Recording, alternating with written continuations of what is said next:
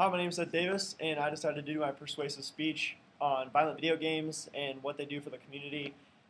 Well, a lot of people think that violent video games can be the reason for crime and murder and homicide. And could you imagine life without violent video games? Grand Theft Auto, Call of Duty, Battlefield, all rated M games. They are rated for a reason because mature people need to own those games. And a lot of people go back to video games and say that they actually cause real life crime, and that after you play a game of Call of Duty or after you play a game of Battlefield, that you go out and you have aggression towards people because you've just been shooting them online. And personally, I don't think that's the case. Personally, I think it's just a personal reason that they did those things, that they committed the murder, that they did this to that person. And when a judge, when a court judge is in the room and he looks at the last thing you did before you went and murdered your neighbor or something, and the last thing you did was play video games, especially if it's a violent video game, what else does the world have to think when it comes to that? And what if one day violent video games were banned and we didn't have them anymore? I mean, what would you think? So the first thing we're going to talk about is the rating scale, the ESRB rating scale for video games. Now, Grand Theft Auto is rated M, but underage kids still play it. Parents, grandparents, they go out and buy their 9-year-old, 8-year-old kid Grand Theft Auto when there is a 17 plus rating on that game. But when their parents buy it and let their kids play it, ESRB has really no way to regulate that. They can't go into your house and say, oh, you have an underage child playing this game, we're going to have to take it out of your house, because there is mature adults living in that house that can play the game.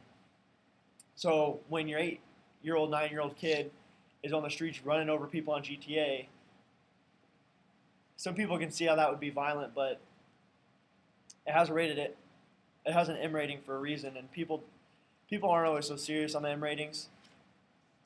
And Grand Theft Auto is probably the most construed game on this topic, because a lot of people think GTA is the reason for most gang violence and rapes and murders and all the other things that you can do in GTA that shouldn't be done in real life.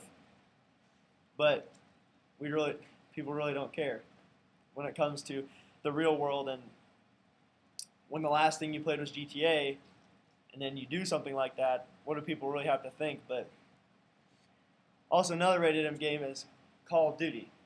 Call of Duty is another rated M game. Bloodshed, murder, all those things, shooting other people online.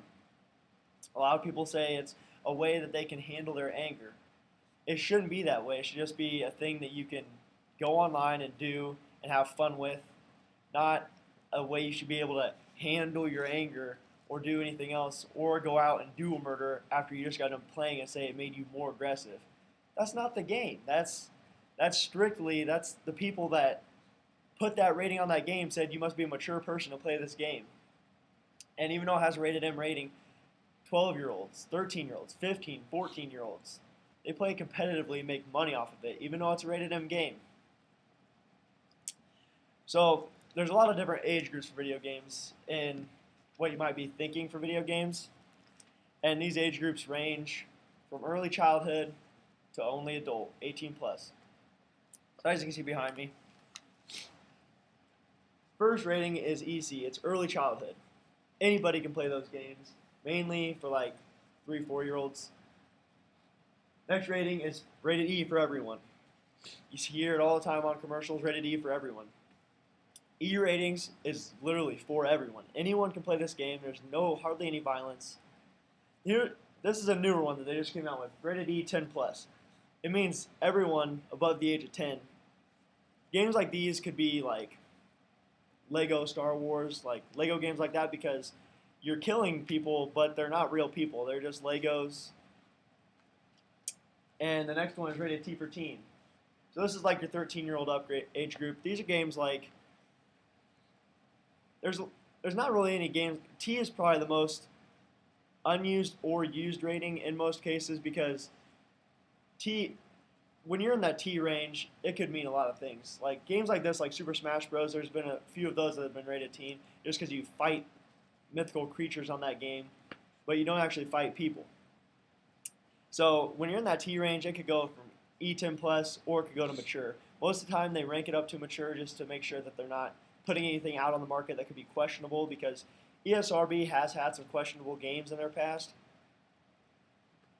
The next rating is mature. Mature is 17 plus. It's there for a reason.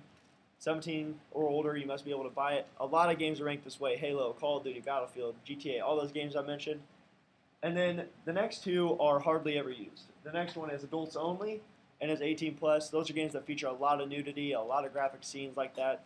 And the next one is rating pending, which means that the rating for that game is pending and it's just not rated yet. They'll do that a lot for betas or alphas of a game.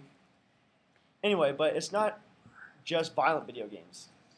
Kids also get called names on the internet, and that could make them angry or want to be angry towards another person. And a lot of people develop bad habits with video games, and when they go and shoot someone online, or a lot of people talk trash, and then they bring it into the real world, like they think they're still online and that person's on the other side of a screen, and then they get punched or something like that, and that's harassment. But you never know, because you think you're on the other side of a screen for one moment, then one moment you're in the person's face, and they can actually hurt you. And another game is Flappy Bird. Flappy Bird was not meant to be a violent game. It's a bird that goes through pipes, but people found that they were very angry after they played this game, and that they didn't really have much happy thoughts when they played this game. And there was even another case, it was a hoax, but this kid actually murdered his brother, but it was just a hoax. But someone thought it would still be funny to make a case like that because it's just a game, but people still found anger in playing this game. And this is just like the back of the case stuff. Always look at the back of the case before you buy a game, because looking at the back of the case, it tells you exactly like bloodshed, nudity, drug references, a lot of stuff like that, harsh language. And parents need to really like regulate their kids on what games they're buying their kids, because that could relate to violence in the real world. So in my opinion, violent video games are not always bad. They're fun. They're there to be fun. They're not bad. And I played violent video games as a child. I played Call of Duty as a child. I wasn't allowed to play GTA until I was about 16, but I still played it as a child. And as long as they are kept to a minimum, I think violent video games are fine.